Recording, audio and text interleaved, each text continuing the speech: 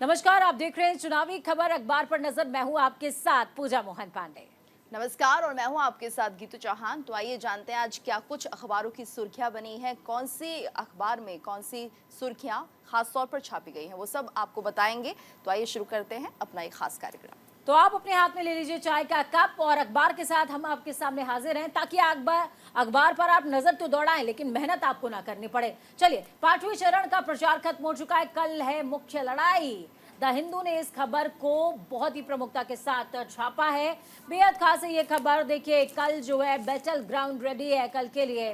5वें चरण के मतदान के लिए चुनाव प्रचार खत्म हो चुका है। कुल 49 सीटों पर मतदान होगा। मेरी सहयोगी गीतू आपको न्यूज़पेपर दिखाने वाली है। कई बड़े शहरों की किस्मत दांव पर लगी है जी, बिल्कुल। और ये देखिए किस तरह से यहाँ पर इसे द हिंदू में सुर्खियां दी गई है। हेडलाइंस के तौर पर छापा गया, campaign ends, stage set for की फाइट्स टुमारो। तो तैयारियां पूरी हो गई है, कैंपेन अब नहीं होगा, लेकिन हाँ, नजरें सबकी है कि आखिर क्या कुछ होना है, क्योंकि 20 तारीख को मतदान है। और ऐसे में जनता का मूड क्या बताएगा, ये अपने आप में बहुत बड़ा सवाल है। क्योंकि पूजा, हमने देखा कि पिछले 4 चरणों में किस तरह से जो लोगों का रुख रहा है वोटिंग के लिए, वो काफ़ी उदासीन रहा है। जो वोटिंग परसेंटेज है वो कम देखी गई है। तो ऐसे में कल क्या होगा, इस पर भी सबकी नज़रें हैं। सबकी नजरें। और खास बात ये भी है गीतू के 5वें फेज की जब हम बात कर रहे हैं, तो अमेठी और रायबरेली जिसको लेकर के हॉट सीट जिसको माना जा रहा है, कई सारे ऐसे चेहरे हैं। साथ में राजनाथ सिंह, देखिए लखनऊ से वो फाइट में है। राजनाथ सिंह भी हॉट सीट है लखनऊ, वहां से वो फाइट कर रहे हैं। और बीजेपी ने कुछ लीडर्स को अपने जिन पर विश्वास जताया, उनमें से राजनाथ सिंह भी एक हैं। अमेठी से केंद्रीय मंत्री स्मृति ईरानी मैदान में है, तो रायबरेली से वायनाड के अलावा राहुल गांधी रायबरेली से चुनाव लड़ रहे हैं। बिल्कुल, और चुनौती है ये राहुल गांधी के लिए, क्योंकि वायनाड और रायबरेली अगर दोनों से जीत जाते हैं तो किसको सिलेक्ट करेंगे, जनता का क्या रुख रहेगा उसके बाद, कि अगर आपको वायनाड से जीत मिली तो आप वहां चल दिए, रायबरेली से मिली, अगर रायबरेली से यहाँ पर रहते हैं कैंडिडेट, तो उसके बाद कहीं ना कहीं एमपी अगर रायबरेली के बनते हैं तो वायनाड वाले जो लोग होंगे उनके लिए रहेगा कि हमारे साथ धोखा हो गया है। तो एक तरह से असमंजस की स्थिति है। और दूसरी बात यह है कि चांसेस क्या होंगे, क्या रायबरेली की जनता जो कांग्रेस की पारंपरिक सीट है उससे राहुल गांधी को जिताएगी, नहीं जिताएगी, ये भी अभी असमंजस की स्थिति बनी हुई है। खास बात देखिए कि तो एक चीज और देखने को मिली, जब कैंपेनिंग एंड पर थी तो उस दौरान किस तरीके से सोनिया गांधी ने एंड में रैली की, और रैली करते हुए उन्होंने जिस तरीके का इमोशनल बयान दिया कि रायबरेली और जो मेरी सास हैं इंदिरा गांधी, उन्होंने मुझे बहुत कुछ सिखाया, और जिस तरीके का प्यार आपने मेरे आंचल में समेट दिया, उसी प्रेम और मोहब्बत की अपेक्षा करते हुए मैं अपना बेटा आपको सौंप रही हूँ, और राहुल आपको कभी निराश नहीं करेंगे। ये बात सोनिया गांधी ने कोट किया है। हालांकि देखिए, अमेठी के अंदर जब लास्ट टाइम राहुल गांधी उनको डिफीट दी थी स्मृति ईरानी ने, तो उससे जस्ट पहले जब राहुल गांधी उस सीट से इलेक्शन लड़ रहे थे तो बहुत कम मार्जिन गीतू रह गया था, और उसके बाद उनको डिफीट मिली थी।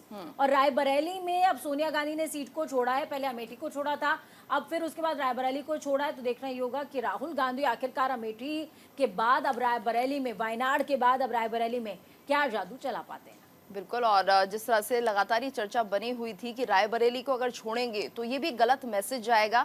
लेकिन पहले तो ये देखना होगा कि जीत कौन सी सीट से होगी राहुल गांधी की, उसके बाद ही सब तय होगा। लेकिन जनता का मूड किस तरह से रहेगा, ये भी भापना बहुत ज़रूरी है। हालांकि रायबरेली की जनता काफ़ी कुछ सोच रही है, बदलाव भी हो सकता है, और क्या ये बदलाव रहेगा ये भी देखना होगा।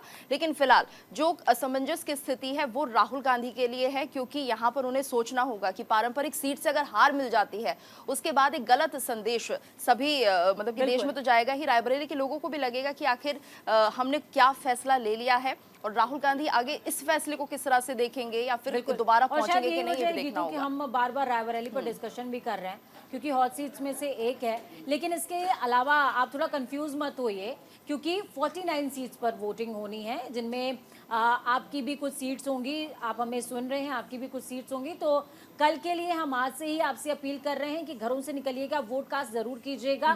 गर्मी है, डिहाइड्रेशन हो सकती है, तो अपने साथ में पानी की बोतल जरूर रखिए, लेकिन हाँ, वोट कास्ट जरूर कीजिए, क्योंकि हर त्योहार बार बार आता है साल में, लेकिन मतदान का त्योहार 5 साल में एक बार आता है। और एक बार आपने ये मौका चूक दिया तो फिर 5 साल आप शिकायत किसी से नहीं कर पाएंगे। राजनाथ सिंह की भी सीट है, देखिए केंद्रीय रक्षा मंत्री हैं राजनाथ सिंह, उनकी भी सीट आती है। इसी टेन्योर में, इसी चरण में, 5वें चरण में ही आती है। 20 तारीख को यानी कि कल वोटिंग होनी है उनकी भी सीट पे। और उनके जो सामने से प्रतिद्वंदी हैं सपा से रविदास मल्होत्रा हैं, सपा से वो जिस दौरान गाजियाबाद से राजनाथ सिंह जीते थे उस दौरान रविदास मल्होत्रा ने लखनऊ से जीत दर्ज करी थी। बिल्कुल, तो कल काफी हाई प्रोफाइल सीटें हैं, साख भी दांव पर लगी है, लेकिन लखनऊ की सीट जिस तरह से कहते हैं कि राजनाथ सिंह हमेशा जीतते रहे, बीजेपी की पारंपरिक सीट एक तरह से अब मानी जा रही है, तो वहां पर इतना कंपटीशन नहीं लग रहा है। लेकिन जनता का कुछ पता नहीं है पूजा कब बदल जाए। बिल्कुल, जनता किस करवट उठ बैठेगा ये डिसाइड करना, और उत्तर प्रदेश के अंदर और बिहार मध्य प्रदेश के अंदर ये कहना तो एकदम क्वाइट इम्पॉसिबल है इस समय कि जो वोटिंग्स हैं वो किस साइड की तरफ, किस डायरेक्शन की तरफ जा रही है, क्योंकि आपकी उदासीनता ने सबको कंफ्यूज करके रखा है। तो भाई उदासीन मत होइए और चुनावों को थोड़ा सा और दिलचस्प बनाइए, और वो दिलचस्प ऐसे ही बनेगा कि आप घरों से निकलेंगे। चलिए खबरों में आगे बढ़ते हैं। आडवाणी जोशी ने भी घर से मतदान किया है, सीनियर सिटीजन हैं, फाउंडर मेंबर्स हैं, ये कह सकते हैं कि बीजेपी के फाउंडर मेंबर्स हैं जिन्होंने घर से वोट कास्ट किया है। बिल्कुल, नवभारत टाइम्स के पेज नंबर 2 पर इस खबर को प्रमुखता दी गई है। चुनाव के लिए राष्ट्रीय राजधानी में अभी 85 वर्ष से अधिक उम्र के बुजुर्ग और दिव्यांगों के लिए मतदान की प्रक्रिया चल रही है, और इस दौरान मतदान को लेकर खासा उत्साह भी देखा जा रहा है। तो बीजेपी के संस्थापक लाल कृष्ण आडवाणी और मुरली मनोहर जोशी ने घर से मतदान किया। साथ ही आपको बता दें कि देश के पूर्व प्रधानमंत्री मनमोहन सिंह ने भी घर से मतदान किया है। बिल्कुल, देखिए इस समय जो कटिंग आप स्क्रीन पे देख पा रहे हैं इसमें 2 ही चेहरे हैं, लेकिन यहाँ पर नवभारत ने बहुत ही ब्यूटीफुली 4 चेहरों को यहाँ पर वरीयता दी है। पोस्टल बैलेट से 3 दिनों के अंदर 55% मतदान दर्ज हुआ है। ये बात भी इन्होंने अपनी हेडिंग में कोट की है, तो यहाँ से आपको बहुत सारी हेल्प मिलने वाली है इस हेडिंग से ही।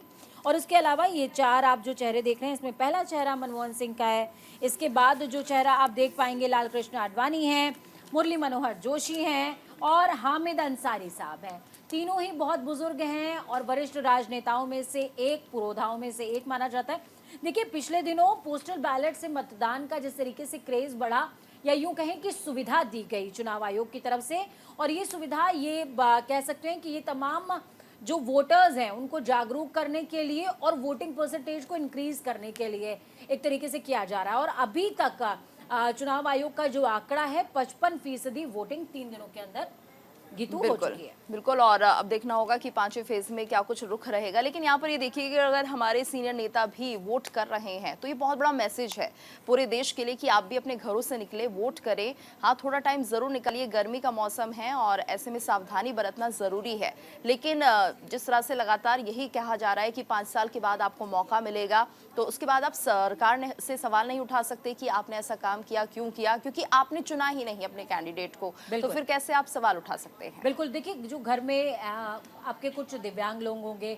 या फिर कुछ बुजुर्ग होंगे, ऐसे बुजुर्ग लोग जो कि जा ही नहीं सकते हैं मतदान केंद्र तक, उन्होंने उन जैसे कई लोगों ने पोस्टल बैलेट के लिए अप्लाई किया। उनकी तादाद में आपको बता देती हूँ, सिर्फ दिल्ली के अंदर 5406 ऐसे लोगों की तादाद है।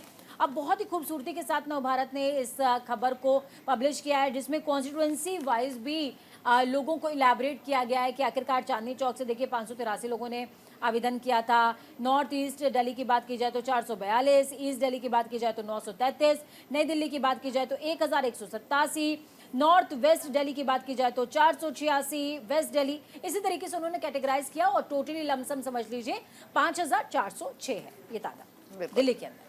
बिल्कुल, और अगर ये आंकड़े सामने निकल कर आ रहे हैं तो जाहिर सी बात है कि सभी के सामने अब ये चुनौती रहेगी कि ठीक है, कल का जो मतदान होगा उसमें आप कितनी परसेंटेज वोटिंग देंगे देश को। और ये ज़रूरी भी हो जाता है क्योंकि पिछले चरणों में हमने देखा कि लोगों ने ना उदासीनता वाला रुख अपनाया है। लोगों को लग रहा है कि हम किसे चुने, या तो लोग कुछ विचार कर रहे हैं, ऑप्शन उन्हें नज़र नहीं आ रहा है, या फिर वो उदासीन हो गए हैं। जिस तरह से ये देखिए पूजा प्रचार किया जाता है तो मुद्दे शायद कोई भी पार्टी नहीं गिना पा रही है, वो ये नहीं बता पा रहे हैं कि आने वाले 5 सालों में हम आपके लिए ये काम करेंगे। बिल्कुल, और या तो फिर ये भी हो सकता है, देखिए गठबंधन दोनों ही तरफ से गठबंधन है और गठबंधन ये क्लेरिफाई नहीं कर पा रहा है कि आखिरकार सीएमपी क्या होने वाला है। खबरों में आगे बढ़ते हुए बिल्कुल, और जिस तरह से भ्रष्टाचार मिटाए आए लोग हजारों करोड़ के घोटाले में जेल के चक्कर काट रहे हैं, ये मोदी कह रहे हैं। दैनिक जागरण पेज नंबर 1 की खबर है। बिल्कुल, देखिए जी बिल्कुल, और बता दें कि प्रधानमंत्री नरेंद्र मोदी ने आम आदमी पार्टी पर जोरदार हमला बोला है। उन्होंने बिना नाम लिए अरविंद केजरीवाल पर निशाना साधा। पीएम मोदी ने कहा कि भ्रष्टाचार मिटाने आए लोग हजारों करोड़ के घोटाले में जेल के चक्कर काट रहे हैं। बिल्कुल, देखिए यहाँ पर इनडायरेक्टली प्रधानमंत्री नरेंद्र मोदी ने केजरीवाल एंड पार्टी पर निशाना साधा है सीधे सीधे। उन्होंने कहा आंदोलन से उपजी पार्टी जो अपने आप को कहती थी वो फिलहाल जो है उनके ज़्यादातर मंत्री मिनिस्टर्स जो हैं वो जेल के अंदर हैं। बीते दिनों देखिए स्वाति मालीवाल का केस और जिस तरीके से ईडी ने अब आम आदमी पार्टी को भी गीतू कह सकते हैं कि आरोपी बना लिया है, उसके बाद लगातार प्रधानमंत्री नरेंद्र मोदी और जो बीजेपी के तमाम स्टार कैंपेनर्स हैं वो लगातार आम आदमी पार्टी और विपक्षी दलों पर निशाना साध रहे हैं। इसमें वो जेएमएम को भी कोड कर रहे हैं और इसके अलावा वो अन्य दलों को भी कोड कर रहे हैं जिनके तमाम नेता इस समय जेल के अंदर। और ये देखिए कि जब अरविंद केजरीवाल सत्ता में आए थे, लोगों का एक भरोसा था उन पर कि शायद एक उम्मीद जगी है राजनीति में कि कोई ईमानदार नेता राजनीति में कदम रख रहा है, क्योंकि जो एंट्री पॉइंट था वो ये था कि हम भ्रष्टाचार को मिटाएंगे, और ये हर कोई चाहता था देश में उस वक्त। लेकिन अब जब आम आदमी पार्टी के जो मुखिया हैं अरविंद केजरीवाल, वो खुद भ्रष्टाचार में लिप्त हो गए हैं, तो एक जो आस, एक उम्मीद जो जग रही थी वो भी खत्म हो गई है। और सीधे तौर पर पीएम मोदी ने यहाँ पर बिना नाम लिए निशाना साध दिया है कि आप तो भ्रष्टाचार मिटाने के लिए आए थे, लेकिन क्या हुआ उसका। बिल्कुल, तो देखिए इस बीच प्रधानमंत्री नरेंद्र मोदी ने क्या किया है, मैं इस खबर को थोड़ा सा इलेबोरेशन के साथ में पढ़ रही थी गीतू। तो इसमें देखिए कांग्रेस को भी कोड किया है प्रधानमंत्री ने, और उन्होंने कहा कि एक समय में देश पर राज करती थी कांग्रेस और 4 पीढ़ियों ने दिल्ली पर राज किया है, लेकिन उसके बावजूद भी आज कांग्रेस जो है वो 4 सीटों पर भी लड़ने का दम नहीं दिखा पा रही है। आपको बता दें कि जो अलायंस हुआ है INDIA गठबंधन का, उसके अकॉर्डिंग जो आम आदमी पार्टी है वो दिल्ली के अंदर 4 सीटों पर इलेक्शन लड़ रही है और कांग्रेस 3 सीटों पर इलेक्शन लड़ रही है। हालांकि अगर 4 सीटों पर लड़ रही होती तो भी शायद प्रधानमंत्री का विपक्ष को लेकर के यही कोड होता, लेकिन फिलहाल प्रधानमंत्री ने कहा है कि 4 सीटों पर लड़ने का भी उन्होंने दम नहीं दिखाया। बिल्कुल, और यहाँ पर ये देखिए कि कांग्रेस देश की सबसे बड़ी पार्टी, उन्हें भी अगर गठबंधन बनाना पड़ता है तो कितनी कमजोरी कांग्रेस की रही है, और उन पर काम उन्होंने समय रहते नहीं किया। लीडरशिप शायद अनदेखी कर दी गई वहां पर, और जिन चेहरों को प्रमुखता दी जानी चाहिए थी वो नहीं हुआ। यार ये देखिए कि सिर्फ कह सकते हैं कि एक ही परिवार जो है वो आगे बढ़ रहा है, लेकिन अगर पार्टी में बहुत ऐसे टैलेंटेड लोग हैं, उन्हें मौका दिया जाता तो शायद कांग्रेस का रुख आज कुछ और होता, कांग्रेस का जो रुतबा है वो कुछ और बढ़कर निकल कर आता और उन्हें गठबंधन नहीं करना पड़ता। पूजा, बिल्कुल, और इस दौरान प्रधानमंत्री ने ये भी कहा है कि कांग्रेस को इस समय ये समझ में नहीं आ रहा है कि आखिरकार करें तो करें क्या, जाएं तो जाएं किधर, और ये उनको समझ नहीं आ रहा है। इस वजह से जो तमाम कांग्रेसी हैं वो भ्रष्टाचारियों को भी गले लगा रहे हैं, वो खुद भी भ्रष्टाचार कर रहे हैं और एक तरीके का बेमेल गठबंधन बना रहे हैं। इस बात को लेकर के उन्होंने कोट किया है। बिल्कुल, और साफ तौर पर निशाना साधा है। लोग भी सोच रहे हैं कि आखिर आम आदमी पार्टी का जो टैगलाइन थी भ्रष्टाचार मिटाने की, सभी नेता उनके लगभग भ्रष्टाचार में फंसे हुए हैं। आखिर क्या अब आम आदमी पार्टी पर भरोसा किया जाना चाहिए या नहीं। हालांकि ये देखिए पूजा, जब अरविंद केजरीवाल कैंपेनिंग कर रहे थे तो वो सब कुछ यही कहते नजर आ रहे थे, हम आपको बिजली फ्री देंगे, पानी फ्री देंगे, पूरे देश में महिलाओं के लिए बस सेवा फ्री कर देंगे। लेकिन क्या ये संभव है? उसके लिए जो बजट आपको चाहिए होगा वो कहाँ से आएगा, ये शायद उन्होंने नहीं समझाया। लेकिन भारत की जनता आज इतनी इंटेलेक्चुअल हो गई है कि वो ये भी देखती है कि या तो किसी से आप टैक्स वसूलेंगे और गरीबों को देंगे, तो एक पक्ष को तो कहीं ना कहीं निराशा हो ही रही है। बिल्कुल, और राजस्व को भी इंक्रीज करना ऐसे में बहुत बड़ा चैलेंज है। तो अगली खबर की तरफ आगे बढ़ते हैं और आपको बताते हैं प्रधानमंत्री नरेंद्र मोदी ने, देखिए अभी हमने आपको बताया कि किस तरीके से आड़े हाथों कांग्रेस को लिया है और इसके अलावा गठबंधन पर भी प्रधानमंत्री ने प्रहार किया है। दिल्ली हरियाणा में दोस्ती, पंजाब में कुश्ती। अमर उजाला ने इस खबर को प्रमुखता से जगह दी है। बिल्कुल, और प्रधानमंत्री नरेंद्र मोदी ने विपक्षी गठबंधन पर सवाल उठाया है। तो गठबंधन पर पीएम का प्रहार, दिल्ली हरियाणा में दोस्ती, पंजाब में कुश्ती। तो उन्होंने कहा कि कांग्रेस और आम आदमी पार्टी में दिल्ली और हरियाणा में दोस्ती चल रही है, लेकिन पंजाब में दोनों पार्टियां आमने सामने। पीएम मोदी ने कहा कि गठबंधन हिंसा भी फैला सकता है, दंगा भी करा सकता है, ये प्रधानमंत्री ने कहा है। हालांकि देखिए इस खबर को अमर उजाला ने तरजीह दी है, लेकिन उसके अलावा प्रधानमंत्री जिस दौरान दिल्ली में कल बोल रहे थे, तो दिल्ली में ही मैं खबर यही दिखा देती हूँ एक बार आपको। देखिए दैनिक जागरण के अंदर ही इस खबर को जब जगह दी गई, तो इसमें प्रधानमंत्री ने आम आदमी पार्टी और साथ में कांग्रेस दोनों को घेरा है। दिल्ली में रैली कर रहे थे प्रधानमंत्री और दिल्ली में रैली के दौरान प्रधानमंत्री ने इस बात को कोड किया और उन्होंने कहा कि कांग्रेसी भ्रष्टाचारी हो चुके हैं और वो अपने आप को सुरक्षित करने के लिए, हालांकि ये खबर देखिए मैं पहले भी आपको दिखा चुकी हूँ, लेकिन ये खबर जो है वो अपने आप में दूसरी बार भी कोड होती है जी, क्योंकि प्रधानमंत्री नरेंद्र मोदी ने अलग अलग मुद्दों पर इस दौरान बिल्कुल। और पूजा ये देखिए कि यहाँ पर वाकई ये जो सवाल उठाया प्रधानमंत्री मोदी ने, ये हर भारतीय के जहन में है कि आप अगर पंजाब में चले जाएं तो कांग्रेस और आम आदमी पार्टी की स्थिति देख सकते हैं किस तरह से एक दूसरे के दुश्मन बने हुए हैं। वहीं अगर हरियाणा में या बाकी जगहों पर हम देखें तो किस तरह की दोस्ती दिखती है। तो ये दो चेहरे कैसे हो सकते हैं? एक तरफ आप गठबंधन का हिस्सा है, दूसरी तरफ आम आदमी पार्टी और कांग्रेसी धुर विरोधी हो जाते हैं, तो ये कैसे चेहरे हैं?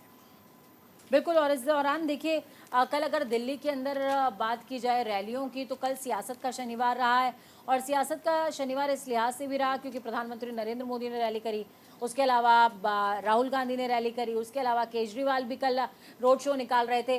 तो कुल मिलाकर के सभी ने एक साथ एक दूसरे को घेरने की कोशिश करी और इसका रीज़न भी है क्योंकि देखिए गीतू, हम 5वें चरण की तरफ आगे बढ़ रहे हैं, लेकिन छठे चरण में दिल्ली में वोटिंग होनी है, 25 तारीख को दिल्ली में वोटिंग। बिल्कुल। और उसकी तैयारियां लगभग सभी दल करते हुए दिख रहे हैं। दिल्ली देश की राजधानी भी है और किस तरह से दिल्ली वासियों का इस बार मूड बदलता हुआ दिखाई देगा या नहीं, इसकी कोशिश भी की जाएगी क्योंकि हम देख रहे हैं पिछली बार से 7 सीटें बीजेपी के ही पाले में गई हैं, तो कंपटीशन भी ज़्यादा है और कई फैक्टर्स काम करेंगे, एंटी इनकम्बेंसी फैक्टर काम करेगा नहीं, तो ये तमाम चीज़ें हैं जिससे कि जो दूसरे दल हैं वो फ़ायदा उठा सकते हैं। लेकिन जब वो चुनाव प्रचार में उतरेंगे तो उन्हें कुछ इस तरह से दिल्ली वासियों को समझाना होगा कि आने वाले 5 सालों में वो क्या करने वाले हैं उनके लिए। बिल्कुल। चलिए खबरों में आगे बढ़ते हैं। 6 जून को छुट्टी पर विदेश चले जाएंगे राहुल बाबा, ये हम नहीं कह रहे हैं, ये कह रहे हैं अमित शाह। दैनिक जागरण ने इस खबर को तरजीह दी है। गृह मंत्री अमित शाह ने अमेठी में रोड शो किया। इस दौरान उन्होंने राहुल गांधी पर हमला बोला है। उन्होंने कहा कि 6 जून को छुट्टी पर विदेश चले जाएंगे राहुल बाबा। बिल्कुल। और साथ ही उन्होंने अमेठी से जिस तरह से बीजेपी प्रत्याशी स्मृति ईरानी यहाँ पर चुनाव लड़ी, उनके लिए प्रचार करने के लिए वो पहुंचे थे और ऐसे में उन्होंने साफ तौर पर ये कहा है कि 6 जून को छुट्टी पर चले जाएंगे राहुल बाबा। और ये एक तरह से कटाक्ष है पूजा कि आप इलेक्शन में हैं, तैयारियां की आपने, लेकिन उसके बाद आप अपनी छुट्टी मनाना नहीं भूलेंगे, जबकि देश की सेवा का जो मकसद होता है वो सालों साल चलता है। हालांकि इस बात की डिक्लेरेशन राहुल गांधी ने ना की हो, लेकिन अमित शाह इस दौरान जरूर कह रहे हैं कि 6 तारीख को छुट्टी मनाने के लिए जा रहे हैं। अमेठी से बीजेपी प्रत्याशी स्मृति ईरानी को जिताने की अपील भी इस दौरान अमित शाह ने करी और इस दौरान अपने चिरपरिचित अंदाज में अमित शाह नजर आए हैं और उन्होंने कहा कि 6 जून पर राहुल बाबा कहते हैं जब अमित शाह बोल रहे होते हैं तो, बिल्कुल। और प्रधानमंत्री बोल रहे होते हैं तो वो शहजादे शब्द का इस्तेमाल करते हैं। जी, और पूरे श्योर हैं यहाँ पर अमित शाह। देखिए किस तरह से ये सुर्खियां हैं। अमेठी में बोले अमित शाह, 6 जून को छुट्टी पर विदेश चले जाएंगे राहुल बाबा। तो किसी ना किसी तरीके से कांग्रेस को घेरना है, बीजेपी को भी, और कुछ नहीं तो चलिए ठीक है, छुट्टी का बहाना ही सही, राहुल गांधी की छुट्टी को लेकर निशाना साध रहे हैं और अमेठी की जनता को ये बताने की कोशिश कर रहे हैं कि आपके राहुल बाबा किस तरह के हैं और कितना समय वो आपको दे सकते हैं। बिल्कुल। देखिए ये बात शायद इसलिए भी कोड हो रही है गीतू, क्योंकि देखिए रायबरेली के अंदर सांसद थी सोनिया गांधी और सांसद रहते हुए भी वो ज़्यादा दौरे नहीं कर पाई। हालांकि कांग्रेस ने बार बार उनकी बीमारियों का हवाला दिया, लेकिन ये बात तो है कि सोनिया गांधी नहीं पहुंची। और इसके अलावा अमेठी से हार जाने के बावजूद भी राहुल गांधी एक भी बार नजर नहीं आए अमेठी में। प्रियंका गांधी हालांकि 1-2 बार पहुंची, लेकिन राहुल गांधी नजर नहीं आए। इसके अलावा देखिए रायबरेली या फिर कंपैरेटिवली अमेठी की बात की जाए तो जिस दौरान राहुल गांधी जीते थे अमेठी से, उसके बाद भी राहुल गांधी बहुत ज्यादा अमेठी की तरफ फोकस उनका नहीं था।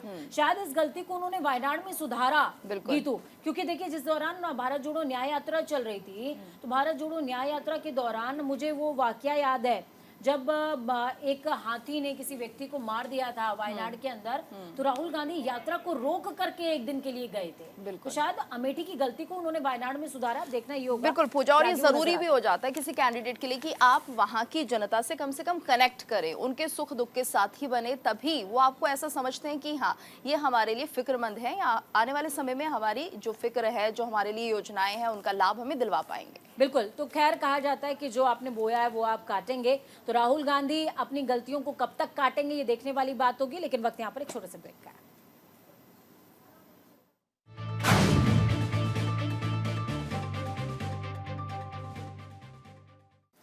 और ब्रेक के बाद आपका स्वागत है। आप देख रहे हैं हमारी खास पेशकश चुनावी खबर अखबार पर नजर। तो कौन से अखबार में कौन सी सुर्खियां आज छपी हैं वो आपको बता रहे हैं। डिबेट को तैयार पर पीएम नहीं आएंगे, राहुल गांधी कह रहे हैं। इंडियन एक्सप्रेस में इस खबर को प्रमुखता दी गई है। बिल्कुल, और देखिए इस प्रमुखता का आलम देखिए, भले ही छोटा सा कॉलम है लेकिन ये कॉलम आपको बताएगा कि खबर कितनी इम्पोर्टेंट है। देखिए बीते दिनों जिस तरीके से डिबेट को लेकर के बात सामने आई थी, हाई कोर्ट और सुप्रीम कोर्ट के जो पूर्व जजेस हैं और साथ में एक वरिष्ठ पत्रकार, उन्होंने इस बात को कोड किया था। उन्होंने कहा था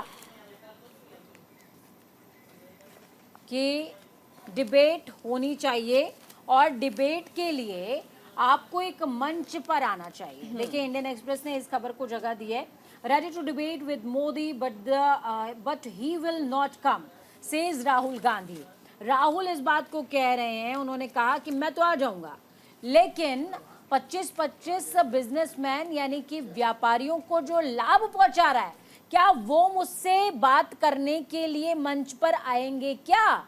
यहाँ पर प्रधानमंत्री नरेंद्र मोदी को कोड किया है। देखिए अलग अलग मंचों से प्रधानमंत्री नरेंद्र मोदी और राहुल गांधी एक दूसरे पर निशाना साधते हैं, तमाम विपक्षी दल एक दूसरे पर निशाना साधते हैं, लेकिन मौजूदा समय के अंदर अगर लार्जर देन द स्केल अगर दो पार्टीज की बात की जाए तो सत्ता पक्ष की तरफ से वो बीजेपी है और विपक्षी गठबंधन की तरफ से वो कांग्रेस आती है।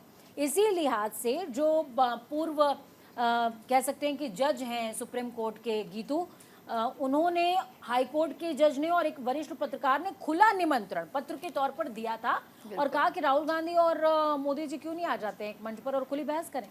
बिल्कुल, लेकिन मकसद ये नहीं होता है, मकसद होता है लोगों को गुमराह करना। और ये देखिए पूजा कि जितने भी राजनीतिक दल हैं वो सभी एकजुट हमें कई बार दिखते हैं, क्योंकि सभी की पॉलिसीज लगभग एक जैसी होती है और जनता के बीच अगर आप जाएंगे तो सबके वादे भी एक जैसे ही होते हैं और कितने पूरे होते हैं ये देश भी जानता है, जनता भी जानती है। इसलिए डिबेट शायद ज़रूरी नहीं होता है और यही वजह है, क्योंकि ये सिर्फ भ्रमित करने वाली बातें होती हैं कि आप डिबेट कीजिए, आप हमें बताइए आपकी क्या पॉलिसीज़ हैं, लेकिन ऐसा कुछ नहीं है। सरकार जो भी आती है वो लगभग ज़्यादातर अपना ही स्वार्थ देखती है और जनता के बारे में कितना सोचती है सरकार ये हम भी समझ रहे हैं। तो बिल्कुल देखिए एक बात आपको अपने दिमाग में अपने जहन में रखना चाहिए कि डिबेट का जो फॉर्मेट है वो कहाँ पर है।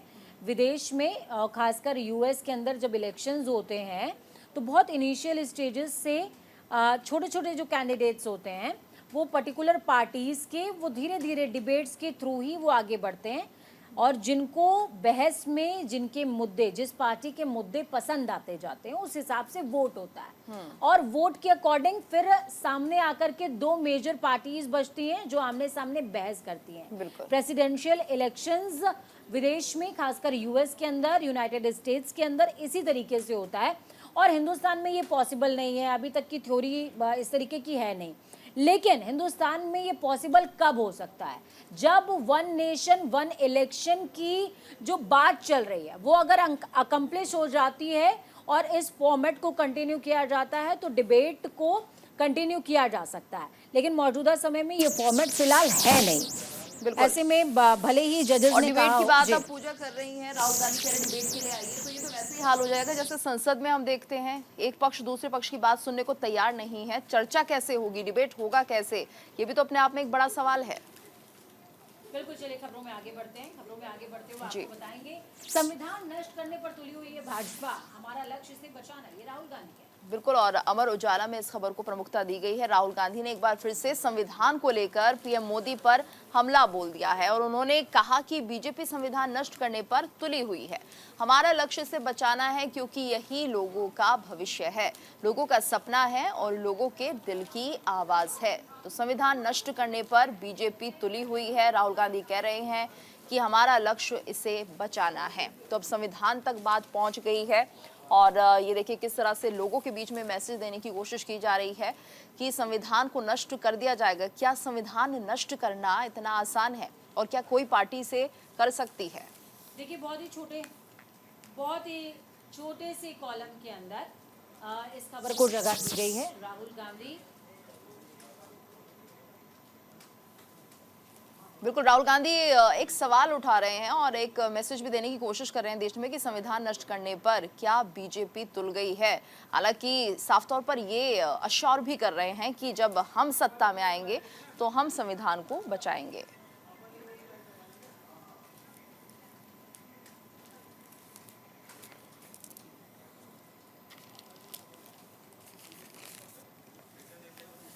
तो लगातार ये सवाल हमेशा राहुल गांधी उठाते रहते हैं और उन्होंने जिस तरह से कहा है कि संविधान बचाना हमारा लक्ष्य है। और ये देखिए इस खबर को जैसे कि पूजा बता रही हैं, छोटी सी कैप्शन दी गई है, बहुत ज़्यादा प्रमुखता तो नहीं दी गई, लेकिन मैसेज बहुत बड़ा गया है। क्योंकि हमेशा हम देखते हैं राहुल गांधी जहां पर भी पहुंच रहे हैं तो संविधान की एक बुकलेट लेकर वो हमेशा घूमते हैं। और ये साफ तौर पर इस खबर को आप देखकर समझ सकते हैं कि किस तरह से राहुल गांधी अब इसे लेकर सवाल उठा रहे हैं। तो बीजेपी संविधान खत्म करना चाहती है लेकिन हम इसे बचाना चाहते हैं, उसकी रक्षा करेंगे, राहुल गांधी कह रहे हैं। तो यहाँ पर देखिए किस तरह से इस खबर को लिया गया है। कांग्रेस के पूर्व अध्यक्ष राहुल गांधी जिन्होंने बीजेपी पर जमकर निशाना साधा, उन्होंने कहा बीजेपी और पीएम मोदी संविधान को नष्ट करने पर तुले हुए हैं।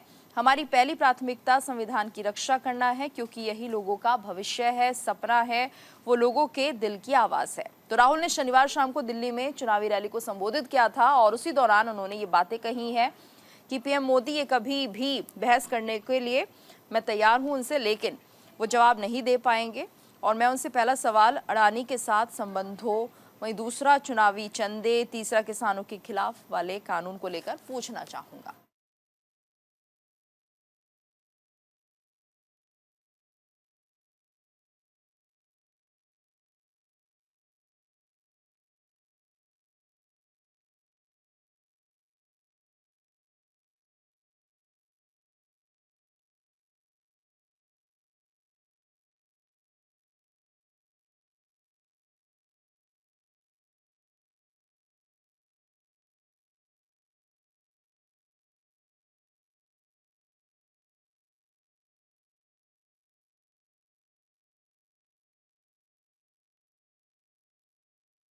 जिस तरह से संविधान को लेकर काफी चर्चा हो रही है और इस पर अब ये देखिए घमासान सा छिड़ गया है पूजा कि एक तरफ तो राहुल गांधी कह रहे हैं हम संविधान को बचाएंगे, वहीं बीजेपी भी ये कह रही है कि ये भ्रम किसने फैला दिया।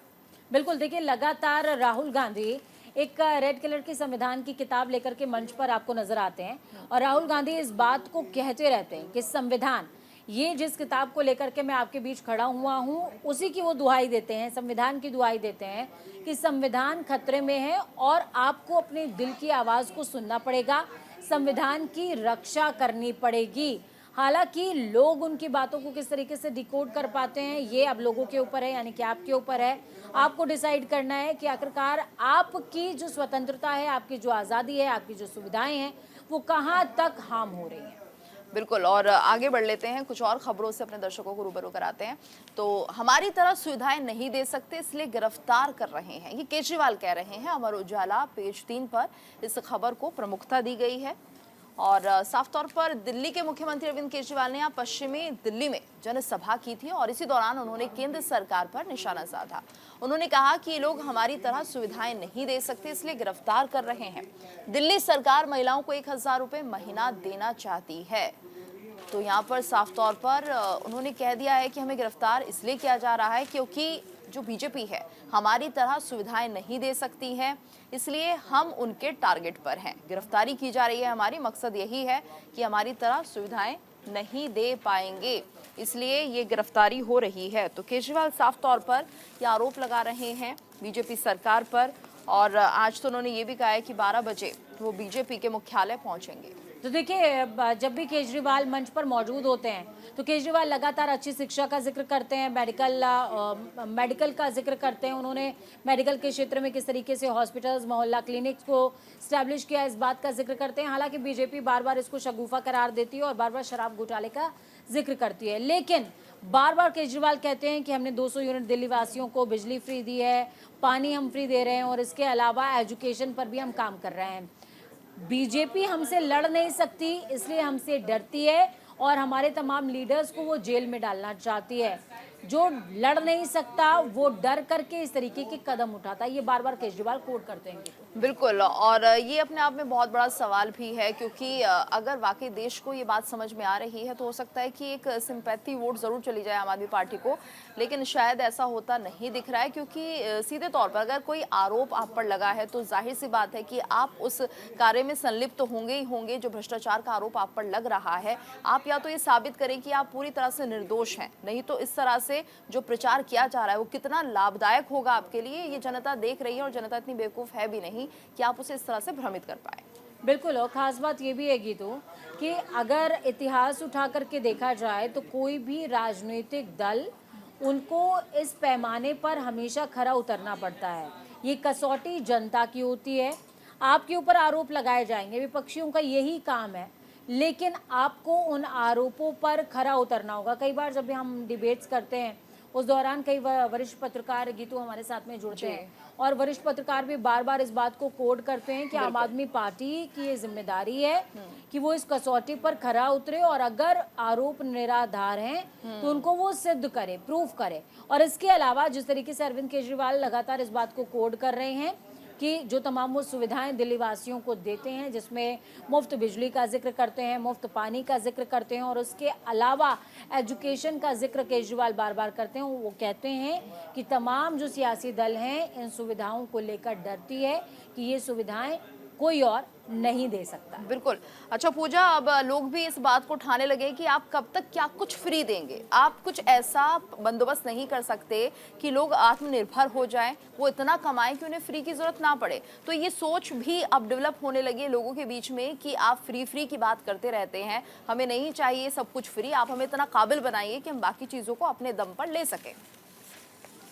हालांकि देखिए ये भी एक लॉजिक है। एक पक्ष तो गीतू ने आपको बताया, अब एक पक्ष आपके सामने मैं भी रखती हूँ। जब आप फॉरेन कंट्रीज़ में जाएंगे तो वहाँ पर जो इनिशियल सेवाएं हैं, वो जैसे जो आपका मौलिक अधिकार है जीने का, खाने का, पीने का, वो गवर्नमेंट प्रोवाइड कराती है, ताकि ह्यूमन रिसोर्स, हमें और आपको ह्यूमन रिसोर्स किया जाता है, हम अपने और नेशन के डेवलपमेंट पर काम कर सकें। आप आज़ादी से लेकर आज तक, ये मेरा अपना पर्सनल थॉट है कि तो आज़ादी से लेकर के आज तक आप तमाम मैनिफेस्टो देखिए, हम राशन, पानी, कपड़ा और मकान से बाहर निकल ही नहीं पाए। हम देश के डेवलपमेंट की बात कब करेंगे? तो मुझे लगता है कि ये पार्टियों की नैतिक जिम्मेदारी है कि जो मॉरल ड्यूटीज हैं उनसे एक सिटीजन को फ्री रखा जाए। बिल्कुल, आगे बढ़ लेते हैं पूजा और बता देते हैं कि अपने बड़े नेताओं के संग बीजेपी मुख्यालय आ रहा हूं, जेल में डाल दीजिए, ये केजरीवाल कह रहे हैं। हिंदू में इस खबर को पेज नंबर 2 पर छापा गया है। द हिंदू की ये खबर है, पेज नंबर 2 पर इसे प्रमुखता दी गई है। दिल्ली के सीएम अरविंद केजरीवाल आज बीजेपी मुख्यालय के बाहर प्रदर्शन करने वाले हैं। उन्होंने सत्ताधारी दल को चुनौती दी है कि वो अपने बड़े नेताओं के संग बीजेपी मुख्यालय आ रहे हैं और जेल में डाल दीजिए। तो सीधे तौर पर यहाँ पर एक बार फिर से बीजेपी पर निशाना साध रहे हैं। चुनावी एजेंडा भी हम इसे कह सकते हैं कि एक बार फिर से घूम फिर कर बात आ रही है बीजेपी पर, जो कि लगातार आम आदमी पार्टी आरोप लगाती रही है कि आप हमारे खिलाफ साजिश रच रहे हैं। ईडी सीबीआई पीछे लगा दी है और आज तो खुद पहुंचेंगे अरविंद केजरीवाल अपनी पूरी टीम को लेकर। बिल्कुल, देखिए यहाँ पर किस तरीके से इस खबर को तरजीह दी गई है। Will March two BJP headquarters with the आम आदमी party leaders today, arrest all of us, हम सबको गिरफ्तार कर लीजिए। ये अरविंद केजरीवाल ने, देखिए हाथ में गदा है और चेहरे पर आक्रोश, और कहते नजर आए अगर मकसद है जेल को भर देना आम आदमी पार्टी लीडर्स से, तो क्यों नहीं एक बार में सबको गिरफ्तार कर लेते, साजिशें करने की क्या ज़रूरत है। ये आम आदमी पार्टी के सर्वे सर्वा अरविंद केजरीवाल ने विभव कुमार की गिरफ्तारी के बाद कहा है।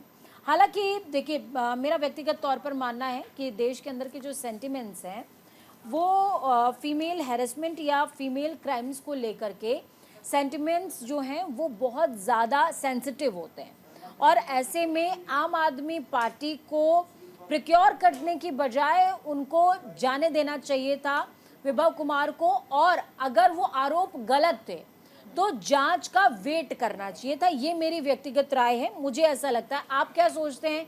प्लीज़ जब आप ये बुलेटिन देख रहे हो, इस समय देख रहे हो, तो लाइव में आप कमेंट करके बताइए।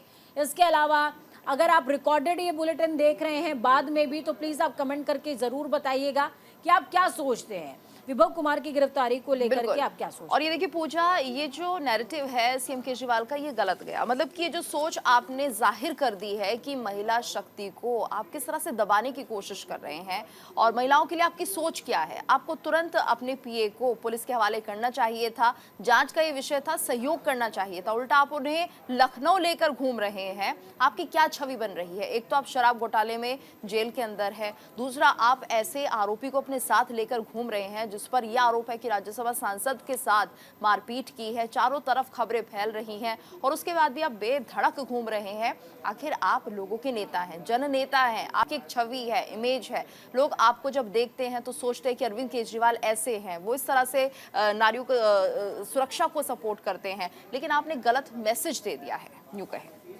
हालांकि देखिए, आम आदमी पार्टी लगातार स्वाति मालीवाल मामले में ये आरोप लगाती रही है कि स्वाति मालीवाल बीजेपी का मोहरा बन गई और कहीं ना कहीं आम आदमी पार्टी की छवि को धूमिल करने के लिए उन्होंने इस तरीके के इनिशिएटिव्स लिए और तमाम आरोप लगाए। निशाना उनके अरविंद केजरीवाल थे, लेकिन विभव फंस गए। लेकिन सवाल ये भी है कि एक बेहतर जांच होनी चाहिए। सवाल दोनों तरफ से, स्वाति मालीवाल की तरफ से भी कई सारे ऐसे सवाल हैं जिनके जवाब अभी मिलने बाकी हैं, और आम आदमी पार्टी की तरफ से भी कई ऐसे सवाल हैं जो अभी सामने आने बाकी हैं। तो क्यों नहीं एक बेहतर जांच हो, उसके बाद आप सवाल रेज करें। बिल्कुल, आगे बढ़ लेते हैं और बता दें अपने दर्शकों को अगली खबर। इस लोकसभा चुनाव में पीएम मोदी ही मुद्दा, ये जेपी नड्डा कह रहे हैं। दैनिक जागरण में पेज 11 पर यह खबर छापी गई है। भारतीय जनता पार्टी के राष्ट्रीय अध्यक्ष जेपी नड्डा इस बात को कह रहे हैं कि इस लोकसभा चुनाव में पीएम मोदी ही मुद्दा है। तो साफ तौर पर मुद्दा बता दिया है प्रधानमंत्री मोदी को जेपी नड्डा ने कि बाकी कुछ और मुद्दा नहीं है। मुद्दों पे बात कोई कर नहीं रहा है, सिर्फ प्रधानमंत्री मोदी दिख रहे हैं जिनको लेकर चर्चा हो रही है। तो देखिए, पार्टी के राष्ट्रीय अध्यक्ष जगत प्रकाश नड्डा यानी कि जेपी नड्डा ने बड़ा बयान दिया। कई खास मुद्दों पर बात करते हुए उन्होंने कहा है कि इस लोकसभा चुनाव में पीएम मोदी ही सबसे बड़ा मुद्दा है।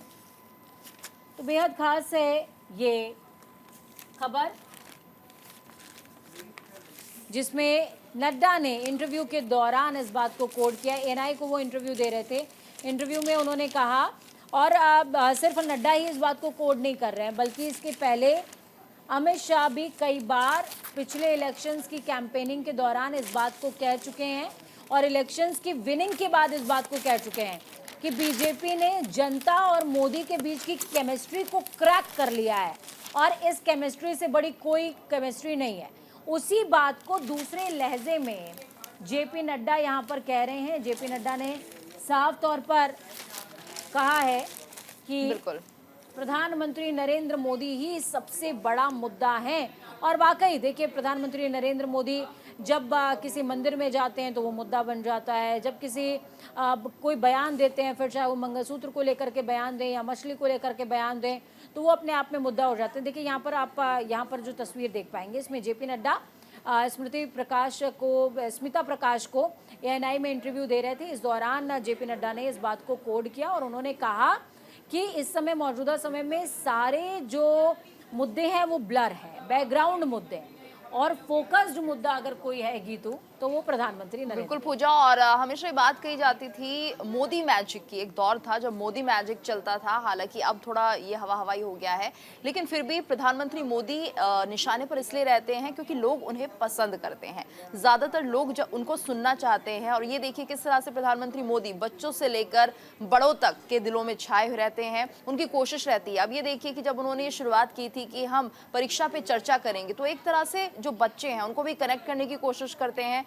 युवाओं से मिलते हैं, उनकी बातचीत करते हैं, स्पोर्ट्स पर्सन से वो मिलते हैं। तो ये देखिए हर क्षेत्र में हर वर्ग के लोगों के साथ कनेक्ट करना उन्हें आता है, और शायद इसी वजह से प्रधानमंत्री मोदी हमेशा टारगेट पर रहते हैं विपक्ष के, और किसी भी तरह से जो उनकी लोकप्रियता है वो तो एक तरफ अपनी लोकप्रियता बढ़ाते रहते हैं, लेकिन दूसरी तरफ जो विपक्ष है वो कोशिश करता है कि किसी तरह से जो ये जादू चलाने की जो एक कला है ना प्रधानमंत्री मोदी की, उस पर वार किया जाए।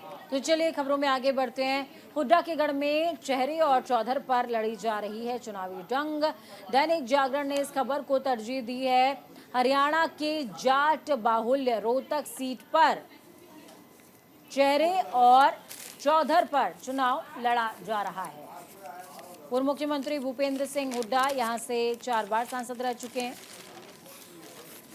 उनके पिता रणबीर सिंह हुड्डा ने 2 बार और बेटे दीपेंद्र हुड्डा ने 3 बार रोहतक का रण जीता है। 2019 में पहली बार बीजेपी यहां कमल खिलाने में कामयाब हुई है। बिल्कुल, और यानी ये कि पिछले देखिए इलेक्शंस में दैनिक जागरण में इस खबर को प्रमुखता दी गई है और ये देखिए लिखा गया है, हुड्डा के गढ़ में चेहरे और चौधर पर लड़ी जा रही है चुनावी जंग। तो हुड्डा का ये गढ़ है और यहाँ पर साफ तौर पर चेहरा और जिस तरह से चुनावी जंग की बात कही जा रही है, सिर्फ चेहरा ही क्या चुनावी जंग का एक बेस हो सकता है, इस बात का जिक्र करते हुए दिखाई दिए। बता दें आपको खबर में आखिर क्या कुछ है। तो हरियाणा में जाट बाहुल रोहतक लोकसभा सीट पर चौधर के लिए जंग हो रही है। पूर्व सीएम भूपेंद्र सिंह हुड्डा 4 बार यहां से सांसद रह चुके हैं और उनके पिता स्वर्गीय रणबीर सिंह हुड्डा ने 2 बार और बेटे दीपेंद्र सिंह हुड्डा ने 3 बार रोहतक का चुनावी रण जीता है। और शायद यही क्राइटेरिया है कि यहाँ पर चेहरे को प्रमुखता दी जा रही है। बिल्कुल गीतू, और खास बात ये भी है कि अगर आप दर्शक हरियाणा के नहीं हैं, अगर हरियाणा के हैं तो चौधर का मतलब आप समझ रहे होंगे, लेकिन आप हरियाणा के अगर नहीं है और हरियाणा से ताल्लुक दूर दूर तक नहीं रखते हैं तो आप कंफ्यूज हो रहे होंगे कि चौधर क्या है। चौधर का मतलब है सत्ता, सत्ता को लेकर के जंग, पैतृक सीट को लेकर के जंग। यहाँ पर कहा जा रहा है चेहरा सत्ता का भूपेंद्र सिंह हुड्डा है यहाँ पर, और दीपेंद्र हुड्डा, माफ कीजिएगा, दीपेंद्र हुड्डा हैं। और दीपेंद्र हुड्डा उस हुड्डा परिवार से आते हैं जिस हुड्डा परिवार ने लगातार रोहतक सीट पर जीत दर्ज करी, और खुद दीपेंद्र हुड्डा भी 3 बार यहां से सांसद रह चुके हैं। और 2019 की अगर बात की जाए तो पहली बार इस सीट पर बीजेपी कमल खिलाने में कामयाब रही है। बिल्कुल, और देखना होगा कि इस बार भी क्या चेहरे पर ये जंग जीती जाएगी रोहतक में, क्योंकि कंपटीशन काफी ज्यादा है और बाकी दल भी चुनावी मैदान में है। बिल्कुल, चलिए खबरों में आगे बढ़ते हैं। प्रधानमंत्री मोदी ने दी देश को नई दिशा, ये पुष्कर सिंह धामी कह रहे हैं। अमर उजाला ने इस खबर को जगह दी है, पेज नंबर 2 पर जगह दी गई है।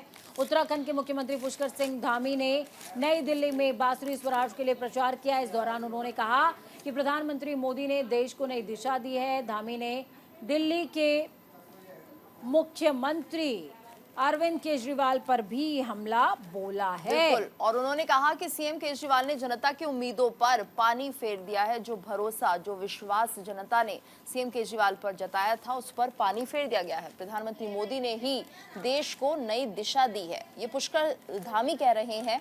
और साफ तौर पर आम आदमी पार्टी के जो मुखिया अरविंद केजरीवाल, उनसे एक भरोसा जुड़ा था कि शायद वो आने वाले दिनों में देश को नई दिशा दे, लेकिन ऐसा नहीं हो पाया और पीएम मोदी ने ही देश को नई दिशा दी है। हालांकि देखिए, अब आप थोड़ा सा इस कॉन्स्टिट्यूएंसी को समझ लीजिए। प्रधानमंत्री नरेंद्र मोदी का जिक्र यहाँ पर धामी ने जरूर किया है। पहले फेज में उत्तराखंड के अंदर जो है वो चुनाव खत्म हो गए थे। उत्तराखंड के चुनाव खत्म होने के बाद लगातार सीएम पुष्कर सिंह धामी बीजेपी के चूंकि स्टार कैंपेनर भी हैं, तो अलग अलग क्षेत्रों में वो पहुंच रहे हैं, जो कि उत्तराखंडी बाहुल्य क्षेत्र है, पहाड़ी बाहुल्य क्षेत्र है, वहां पर खासकर फोकस है पुष्कर सिंह धामी का। यूजीसी को लेकर के बयान दे रहे हैं, प्रधानमंत्री नरेंद्र मोदी को लेकर के बयान दे रहे हैं। और जब दिल्ली की बात आ रही है तो दिल्ली में यूसीसी और तमाम अपनी उपलब्धियां, बीजेपी की उपलब्धियां तो वो गिना ही रहे हैं, लेकिन इसके अलावा अरविंद केजरीवाल चूंकि मुख्य विपक्षी चेहरा हैं दिल्ली के अंदर, तो उन पर भी वो निशाना साधते नजर आ रहे हैं। बिल्कुल, और अब देखना होगा कि दिल्ली की जनता किसे चुनती है और किसे यहाँ पर सत्ता से दूर रखती है। लेकिन फिलहाल एक माहौल बनाने की पूरी कोशिश यहाँ पर की जा रही है। 2 बार से बीजेपी इन सीटों पर कब्जा जमाए हुए है। क्या इस बार भी यही ट्रेंड फॉलो होगा, ये देखना होगा। तो देखिए, चुनावी खबर अखबार पर नजर में फिलहाल इतना ही, लेकिन जाते जाते एक बार फिर से आपसे अपील कर रहे हैं कि कल वोटिंग है, और कल वोटिंग है, उसके लिए तैयार आप आज से हो जाइए। पानी पीना शुरू कर दीजिए, आपकी बॉडी डिहाइड्रेट नहीं होनी चाहिए। देखिए, बैंक के काम के लिए भी तो आप लाइन में लगते हैं ना, और भी अपने कामों के लिए लगते हैं, देश के लिए भी लग जाइए एक बार, और वोट कास्ट जरूर कीजिए, क्योंकि आपकी उंगली पर लगी स्याही आपके अपनों का, आपके बच्चों का और आपके क्षेत्र के भविष्य को लिखने का काम करती है। बिल्कुल, और उम्मीद है कि आप मेरी सहयोगी की सलाह जरूर मांगेंगे, क्योंकि कहीं ना कहीं आपके भविष्य के लिए भी बहुत जरूरी है। और इसी के साथ आज हमारी इस खास पेशकश में इतना ही। कल फिर हाजिर होंगे कुछ और सुर्खियों के साथ। नमस्कार।